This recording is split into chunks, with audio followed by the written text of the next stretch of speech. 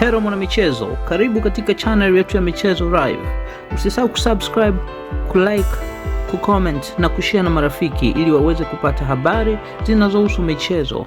Kiungo wa Yanga Mudathir Yahaya na mshambuliaji Clement Mzize wameanza kuonekana tena uwanjani baada ya kupona majeraha yaliyokuwa yakiwasumbua kwa muda.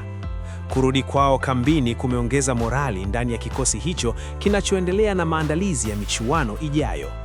Wachezaji hao wawili walionekana wakifanya mazoezi mepesi chini ya uangalizi wa benchi la ufundi, hatua inayoashiria kuwa hali zao zinaendelea kuimarika siku hadi siku.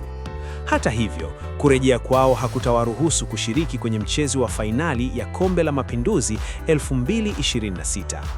Kwa mujibu wa taarifa kutoka ndani ya klabu, maamuzi ya kutowatumia kwenye fainali yametokana na tahadhari ya kitabibu, ikilenga kuhakikisha wanarejea kwenye ubora wao bila kuhatarisha afya zao kwa muda mrefu.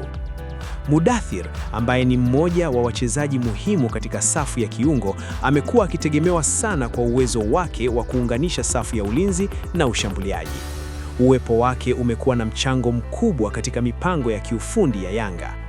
Kwa upande wake, Mzize amekuwa tishio kwa safu za ulinzi za wapinzani kutokana na kasi na uwezo wake wa kumalizia mashambulizi. Kukosekana kwake kulionekana kuiacha Yanga bila makali ya kutosha mbele ya lango. Licha ya kukosa fainali hiyo, uongozi na benchi la ufundi wameweka wazi kuwa wachezaji hao watakuwa tayari kurejea kwenye michezo ya Ligi Kuu Tanzania Bara, Kombe la FA pamoja na Ligi ya Mabingwa Afrika CACL. Kurudi kwa Mudathir na Mzize kunachukuliwa kama habari njema kwa mashabiki wa Yanga, wakiamini kuwa jeuri nyingine ya kikosi hicho itarejea kikamilifu katika mapambano ya ndani na kimataifa mara tu watakapokuwa tayari kwa ushindani kamili. Asante kwa kutufuatilia mpaka mwisho.